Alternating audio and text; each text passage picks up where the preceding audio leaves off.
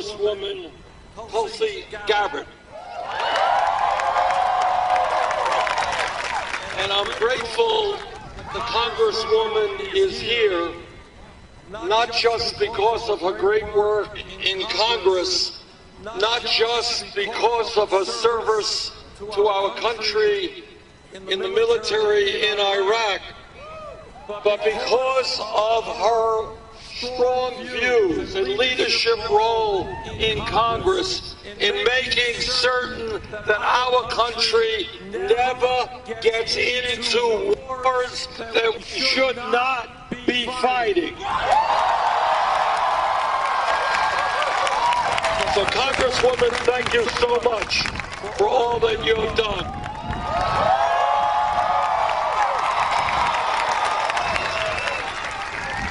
And let me also thank Isaac Netzer and Molly Weiss and Courtney Graham, and mostly all of you for being here today.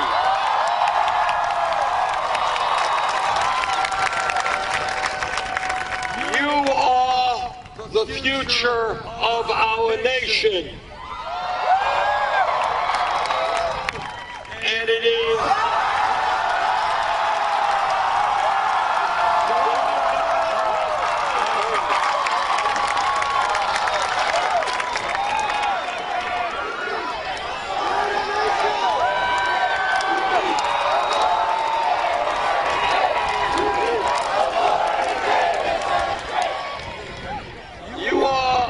the future of our country, and you have the right, the democratic right, to help shape the future of this country.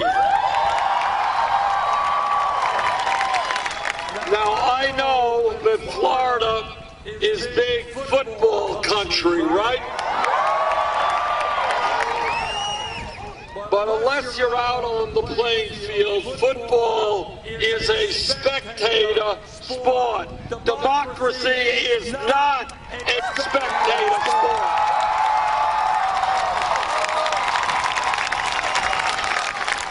And if we are going to change this nation, we have got to do it together.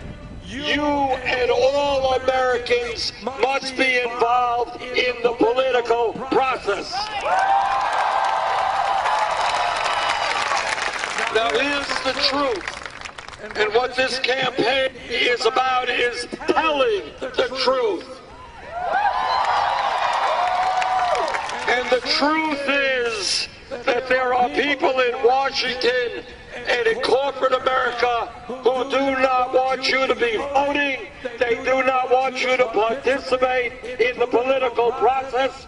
They want you to think that politics is dumb. Somebody else should do it. What we are fighting for right now is to determine whether it is the people of this country, all of us who determine our future, or a handful of wealthy campaign contributors.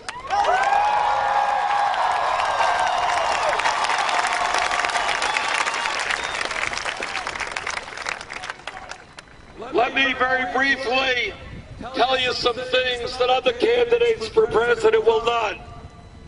Number one, we have today a corrupt campaign finance system which is undermining American democracy. What democracy is supposed to be about is one person, one vote, not billionaires buying elections.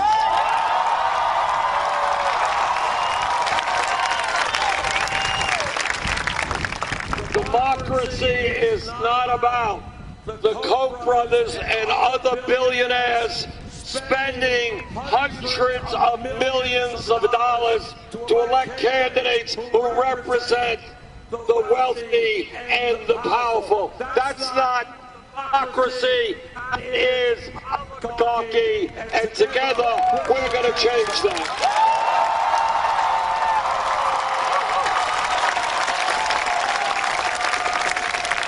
I want any everybody here today, whether you're progressive, conservative, moderate, to feel that you can run for office, if that's what you want to do, without begging wealthy people for campaign contributions.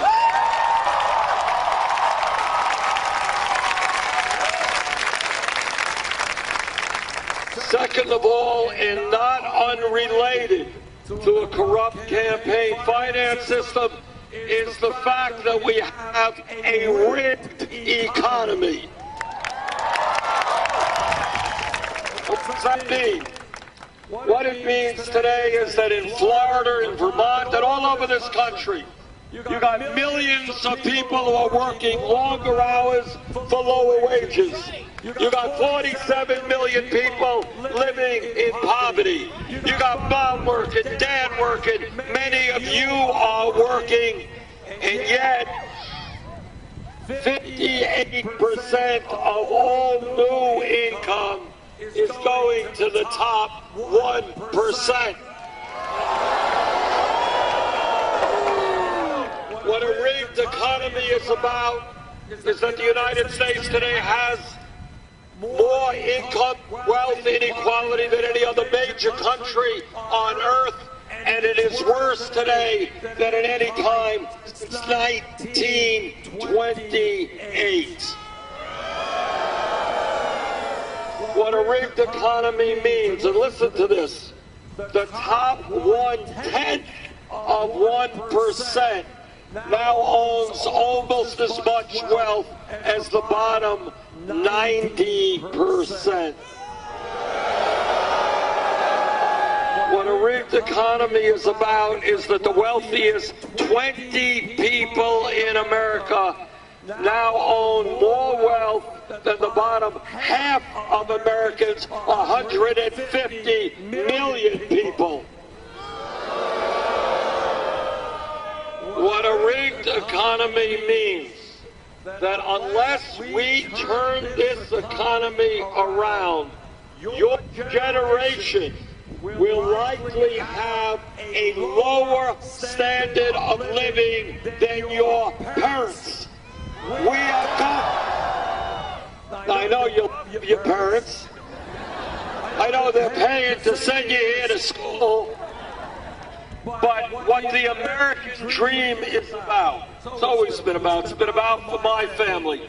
My father came to this country without a nickel in his pocket, never made any money. His dream was that his kids could do better than he. That's the American dream.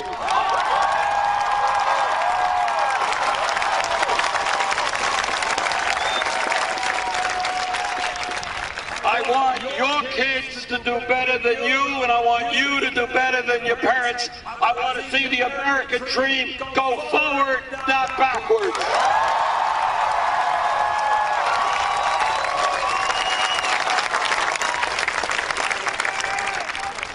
And here's another truth. It's a harsh truth. But what this campaign is about is talking about the realities of America, because we cannot go forward unless we lay the real issues on the table. By and large, the media will not talk about the real issues. And you and I have to. And here's another real issue. In America today, we have a broken criminal justice system. And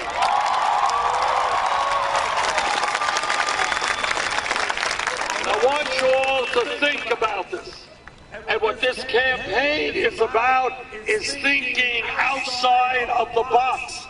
Don't think status quo. Think about what really goes on and where we can go as a nation if we are prepared to stand up and fight. Now, what a broken criminal justice system means is that today we have in America more people in jail than any other country on earth.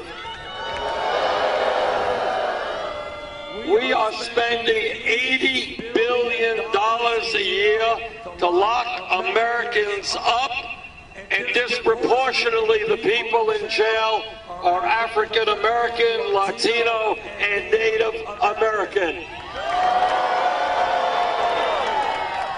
Now, right now, just as an example, real unemployment for young people between 17 and 20 who graduated high school is 33% if they're white, 36% if they're Latino, 51% if they are African American. So you want a radical idea? We are going to invest in jobs and education, not jails and incarceration.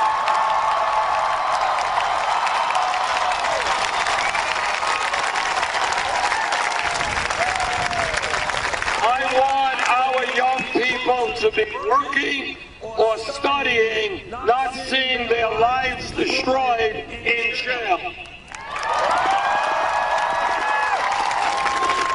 When we talk about criminal justice reform, we've got to be talking about reforming police departments all over this country.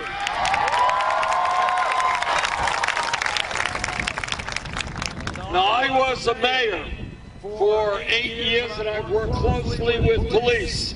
And the vast majority of police are honest, hardworking, and they have an enormously difficult job. But all of us, whether we're black or white or Latino, are tired of seeing videos on TV when unarmed people are being killed by police.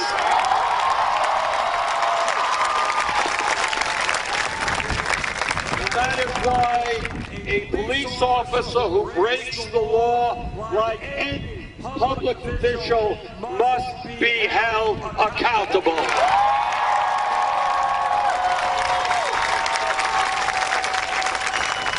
We need to end the militarization of police departments all over this country. Police departments should not look like occupying armies. They should be part of the community they serve. We need to make police departments look like the diversity of the communities they serve. We need to understand, when we talk about criminal justice reform, that drug addiction, alcohol, substance abuse, these are not criminal issues, they are mental health issues.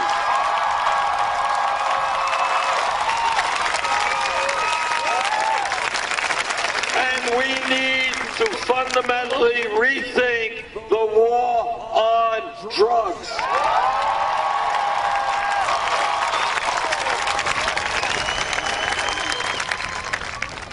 Now, under the Federal Controlled Substance Act, marijuana and heroin are considered Schedule I drugs.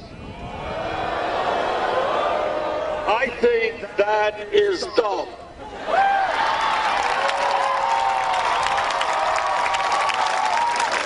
All of you know, and I pray that you do know, that heroin is a killer drug. And in my state and all over this country, we are seeing an epidemic of drug overdose on heroin and opiates, and I hope every one of you stays away from those killer drugs.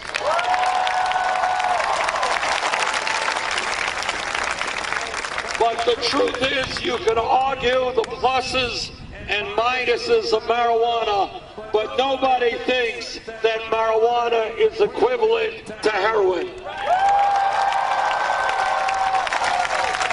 And that is why